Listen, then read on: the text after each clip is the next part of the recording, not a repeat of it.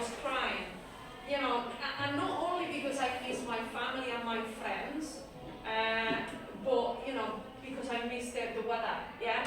And the weather can be very miserable and very depressing, yeah? Do you understand what I'm saying, yeah? So, I haven't seen the sunshine until now, since the summer. And when I say I haven't seen the sunshine, I mean it. So, you know, the atmosphere can be very gloomy. Do you know gloomy? No? Kind of like, you know, depressing, yeah? Because we always have very low clouds. You know the clouds? Yeah. Here, you know, when you've got like clouds, I always say, wow, they are so like, you know, far away. Over there, they create a sense of oppression because the clouds are very low, okay? And they are very grey and very dark, okay? And then in the winter, do you know what time it gets dark? Do you know what time it just gets like dark, night time? Go on, guess. Here is 6:30, isn't it? 6:30 is the sun goes down at 6:30 here, yeah? Yes. Yeah. What time over there? Like 4 p.m. it starts getting dark, yeah? And at 4:30 is pitch black, is night time, 4:30, okay? And then you don't see the light, yeah? In like the day, basically light, until what time? 8 o'clock?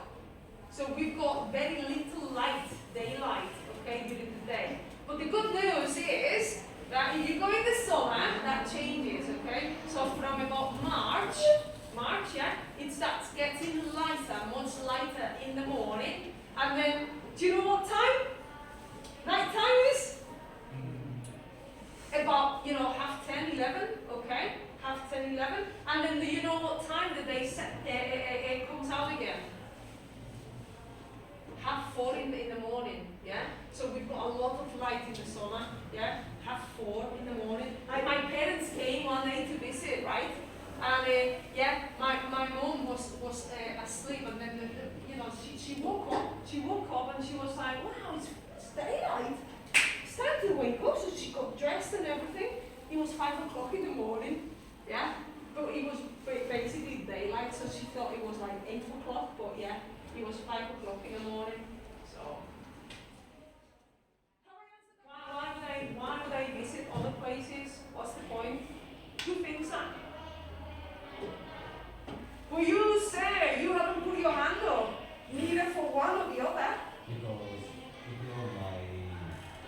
I don't like so much trouble in the work, but I didn't like it. Sometimes I want to travel, sometimes I say, nah, I'm better here. Yeah, fair enough. Yeah, okay, fair enough, absolutely. No, but yeah, just travel, yeah. Where would you like to go, England as well? Well, I would like to know any part of the world. Ah, yeah, me too. Yeah. I would, if I like one of them, I would live there for a couple of years. Yeah, absolutely. Yeah, definitely. Yeah, I've been tempted to do that, but once you buy a house and all the rest, that's it. You know, you stay where you are. But yeah, definitely. So what places would you like to travel to then? maybe Austria and Germany and around that. And probably China. China. Wow. Okay. Well, do you learn Chinese here? No. So what languages do you learn in school? English, French, Greek, or Yeah, Greek and Latin. yes. Yeah, well those are the old Greek and Latin. Yeah. Remember, I'm 44. Yeah, I'm a bit deaf as well. Okay, so just. What foreign languages are studied in the UK? Right. Okay. So in my high school, okay, it's you can be taught Spanish. So everyone at the age of 12, which is your first of ESO, Yeah. So you get taught in my school. You get taught French, Spanish, and German. Okay. It's luck really. So at the age of 12, you start with Spanish is compulsory, and French is compulsory, and then depending on what band, it's a bit complicated, but depending on what band you are, then you get taught German or French, one or the other, and then basically you carry on up to third of ESO with those languages. Then third of ESO, you start narrowing down to 2 languages, so it can be Spanish, German or French, either or. And then when you get to first of bachillerato, you specialize more. So you guys do English until second of bachillerato, is that right? Yeah. Yeah? Okay. So in England, okay, you only do languages compulsory until fourth of ESO. And then in fourth of ESO, you can either continue with it or you can drop it completely, okay? But if you continue with it, I was talking to you before, you will become fluent, pretty much fluent, okay? And you will analyze like plays, you will analyze poetry, you will analyze, literary texts, and your level of Spanish kind of resembles the level you get at university, okay? So it's quite proficient because you are gonna be fuming about this. You're not fuming. No. When you fume, what you think of when you fume? What can you think of? Fume. Smoke. So if you are fuming, what does that mean? That you're gonna explode, with anger. So to be fuming, I'm fuming, If you say, oh my God, I am fuming, it means that you are proper angry, Because you are steaming out. Do you get it? Can you picture it? Yeah? Okay. So you're gonna be fuming about this, How many subjects do you do in bachillerato? 7, 8. How many? No idea. Approximately 8. 8. Oh, come on, count them. What subjects do you study? Go on, start. Sorry? Maths. Learning Spanish. Yeah. English. Yeah. True science. Yeah. Biology. Yeah. Technology. Yeah. Art. Yeah. Physical education. Yeah. Music depends on the course. So nine subjects. Are you asking for bachillerato? Bachillerato. It depends if they are going to study science or... So depending on obviously what kind of branch, you're gonna go for humanities or kind of science, But imagine you are humanities. How many subjects could you do? There are 4 compulsory ones. 4 compulsory ones. Yeah, for Yeah. any branches, Yes. which is Spanish, English, history, Yeah. and philosophy. Yeah. And then they have like 3 specific ones. For So 7. example, 7. Latin. Yeah. Latin. What else? Literature. Literature, yes. Yeah. And what's the other? Okay. Greek or Yeah. mathematics. Yeah. it So depends. 7. And then they have physical education. Wow. 8. Yes, and even something psychology. Wow. Yeah. Do you know what? You These know. ones are different. Yeah. They choose. Yeah. Okay. What Yeah, you but want. all in all, 7 or 8. You don't know how I lucky think you are. 8 or 9. 8 or 9. Yes. Wow. Do you know you are very lucky, right? The quality of the education, I'm pretty convinced, the quality of education that you receive in Spain is much higher than in England, believe it or not.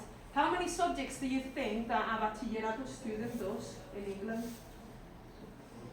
Sorry? 4. Who said 4? What makes you think that? Do you know someone there that? No? No? Okay. Compulsory, 3. 3 subjects. How do you feel about that? And they moan! Oh my God. God, it makes me laugh when they moan. I say, yeah, just go to Spain and study there. 3 subjects, okay? Because what the British system or the English system does is you specialize. So you start specializing during your GCSEs. So that is between 3rd and 4th of ESO. You start specializing in kind of the path that you want to follow, okay? And then when you get to 1st of Bachillerato, you are picking the subjects that are going to be related to your degree, okay? You know, just those subjects, yeah? So the most gifted people will do 4 subjects in Bachillerato, in A level it's called, A level, okay? Advanced level, okay? And, you know, the majority will do 3, okay? So, yeah, just not many, yeah. But, right, the depth is much kind of deeper. So imagine all of your hours, all of your teaching time allocation goes on to those 3 subjects. So for example, for Spanish, if you're doing A-level Spanish, you can get an average of 8 hours a week, yeah? So it's quite a lot, okay? Yeah. We're learning Spanish. Okay, so yeah, the methodology of teaching languages has evolved quite a lot. So when I trained to be a teacher in England, I did a postgraduate degree there to train. It was pretty much, I don't know how it gets taught here, but it was pretty much, you know, you teach words to the students, yeah? So we use a lot of like PowerPoints and, you know, interactive activities, yeah, we used to like start with numbers, yeah? Numbers, colors, members of the family, okay? Now, all right, the methodology has evolved quite a lot. And we've got some kind of revolutionary kind of techniques that we use. You know, I don't know how like useful they are. I've got kind of, I'm a bit in between, but now we teach students into sentences. So rather than words, you know, they get taught kind of sentences. So for example, in the past, we used to teach numbers in isolation. And then we used to introduce the verb tener. Tengo, tienes, tiene, and so on. So then you teach the kids how to put everything together. Well, now we teach them in sentences, okay? And yeah, the acquisition is getting better, so that is a positive, yeah. Well, that's pretty much. So, yeah, if you think about yourself, I mean, we've changed that a bit because when you are 12, okay, you don't want to be talking about just your age for like, you know, kind of 3 weeks, do you? You want to be able to express a bit more than that, okay? So yeah, we've changed things around. So maybe now we teach about free time. So how to express what you like to do in your free time and your opinions about your free time and, you know, the activities you do. Because it relates more to you, yeah? Otherwise it just becomes boring, doesn't it? Talking about your age at the age of 12 and colors at the age of 12. You know, it's like a baby, isn't it? That sort of language. So that's why we've changed things around. We are always, you know, moving, you know, kind of the way we teach and so on. Yeah. But when I remember when I was, as the only person in this room who grew up learning Spanish as a kid, I remember being in the classroom learning about the numbers. Yeah. And you repeat 1, or yeah. Uno, dos, yeah. tres, you know, and it's just, at 12, 13 years old, and you're like, I don't care about the numbers. Absolutely. And personally, I think that's one of the reasons why many people in the US and maybe in England also, they don't care about learning another language. Yeah, because it's just like, what am I going to do? Like, I have friends who do not speak Spanish. We have to take Spanish through high school, through your age. And they can count 1 to 20. Easy, no problem, without thinking. But they can't put together a sentence. Absolutely. They cannot go to a cafe and ask for a coffee. Yeah. I have friends here who are staying with me like today. They're in my apartment right now. They went to a churreria to order churros and like hot chocolate. They accidentally ordered a bucket. I'm not joking. I come home to my apartment, they have a bucket this big of churros and Nutella. and Nutella, not hot chocolate, Nutella. And I'm like, what the hell are we doing? And it's like, why do you have this? This is the thing, yeah, and that's why I'm saying that we've had to like change the way we teach over there because, and now even more with Brexit, right? A lot of kids have got this kind of mentality, and it comes from the parents, unfortunately, of like, why would you learn Spanish?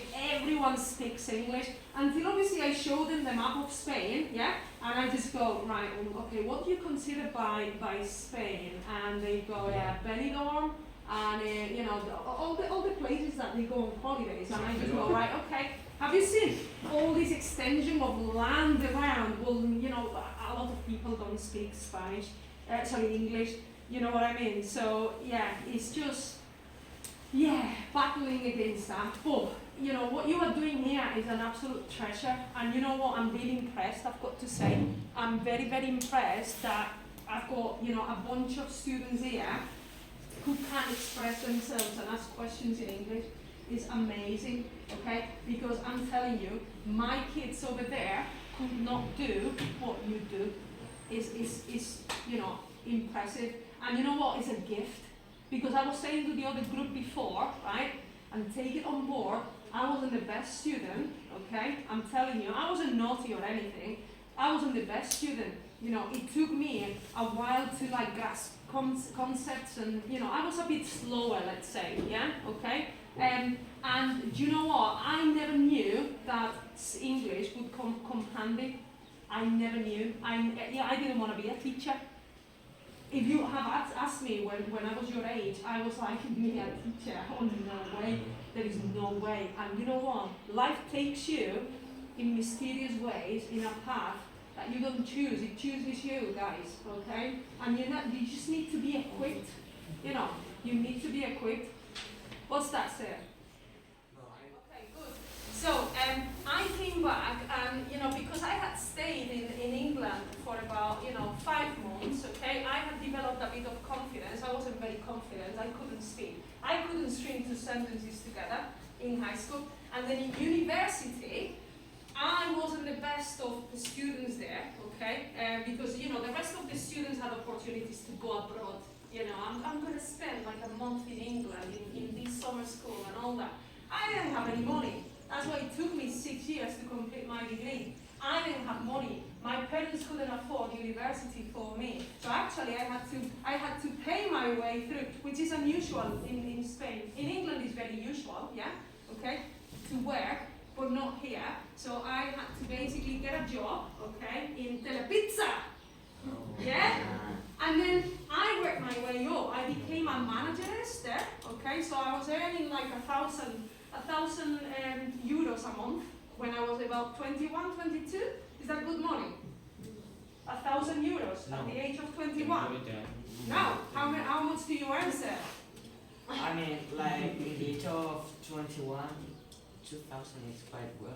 To live very well. But How much does an apartment cost? Here in Cáceres, for 1 bedroom. I don't know. My parents are like renting an apartment for 300 euros. How many bedrooms? 2. 2 bedrooms. Yeah. Okay, so about 150 per bedroom. Because she's only 1 person. If you have 1,000 euros, 150. So you have 850 left to live. How much is a phone? Wow. 30 euros a month, maybe? Yeah, 30 to 50 at the top. Okay. You buy, how much does groceries for a week cost? Maybe 40 euros, maybe? You can definitely live. Wow, I was living the life, I'm telling you. You know, honestly, I had my motorbike, I was paying, you know, I was fully independent, yeah? And I, obviously, you know, this is the point, right? I got to a point where, you know, I was in my 4th year, and I was thinking, wow, either I pack it in now, do you understand, pack it in? Either I finish my job now, okay, or I'm not going to get my degree. Because obviously I was working long hours, so for example, you know, if I had to close the shop, I was going to bed at 4 o'clock in the morning, yeah? and then I had to get up to go to university. I had to get up in the following morning to go to university. Or I had to study, I had to stay in work from 8 o'clock until, I don't know, 3 p.m. and then go home and study. It's hard work, isn't it? Yeah? But you know what? I did it. And you need to be resilient people, and you need to fight for what what you want, yeah? Okay? So obviously, after, that point, I decided to just finish work. I saved money, and I went to England, yeah, for a few months, okay? And then the point of the story, because I digress, I came back from my experience in England, okay? And I remember, and those are the signs that you need to look out for, yeah, okay? And I came back, and I didn't have money, because I had just come back, I had no job, and I had, a kind of an allowance for unemployment, so el paro, yeah? I had a few months there. But I remember that my friend, who was in an academy, private academy, yeah, one of these that there are loads here in Cáceres, and she was working there, and she said, look, we are looking for someone, okay, to join our team, would you be interested? And I just went, really teaching? No, I don't want to teach. Why would I do that? And then my teacher in university, who I got on really well with, said to me, some opportunities only come once in life. He said, you don't lose anything by trying. Just try and see what happens.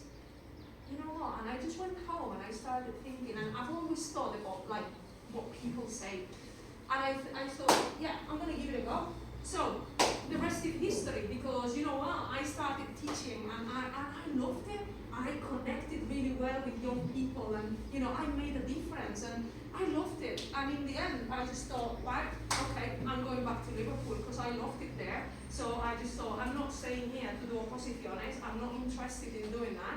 And that's it. And I went back, and 18 years later, here I am talking to you. So, any other questions? About England, the thing that you would remark the most, if someone asks you, what's your favorite thing, what do you love the most, what do you say? About being there? About being there. Wow.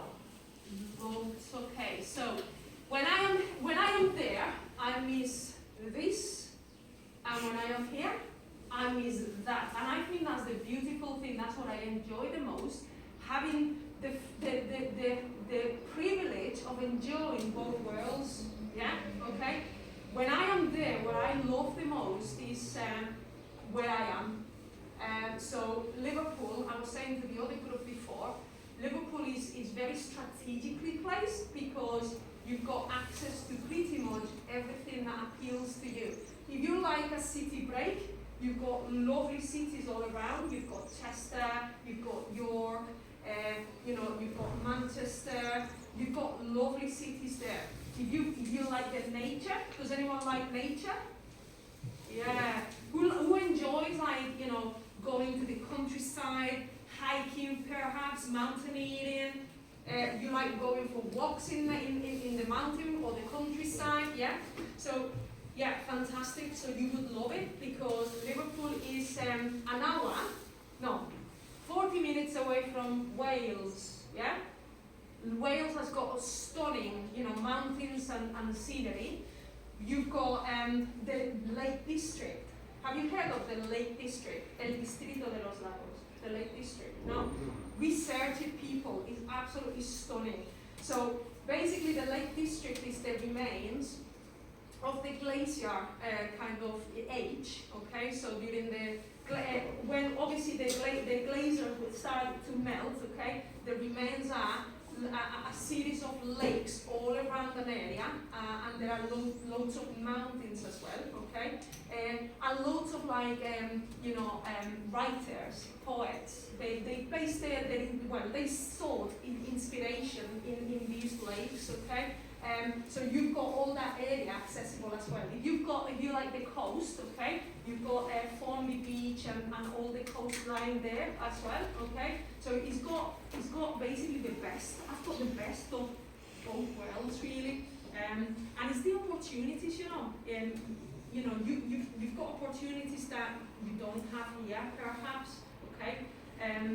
So yeah, that's what I enjoy the most. Yeah. Any others? Yes. And you know what, right? I'm going to tell you a secret as well. Well, it's not a secret, but when you basically become bilingual, yeah, at the beginning when I arrived, I had to translate. So it took me ages to put my point across because I had to translate in my head. I want to say this, now I'm going to find the words, I'm going to put it together, I'm going to say it. Basically, when you get to the point where you are bilingual, I dream in English now. I'm actually forgetting a lot of my Spanish. So sometimes I'm teaching Spanish, and the kids will say, "Miss, how do you say?" And I just go, "Let me just find it in the dictionary." I don't lie. I forget. I forget many of the words. But yeah, when you become bilingual, okay. I've forgotten the point of the story, page as well.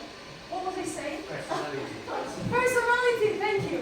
You develop a different personality, honestly. So in English, I am completely different from the person I have basically been in Spanish. And I just think it's because, I don't know, when I come here, I always associate it to the person that I left, and I think my family see me as well like that, okay? The person that left, okay? But obviously, I've evolved as a person, but it's really interesting because you develop a completely different personality, and a different sense of humor. So my sense of humor in English is much kind of, enhanced than in Spanish.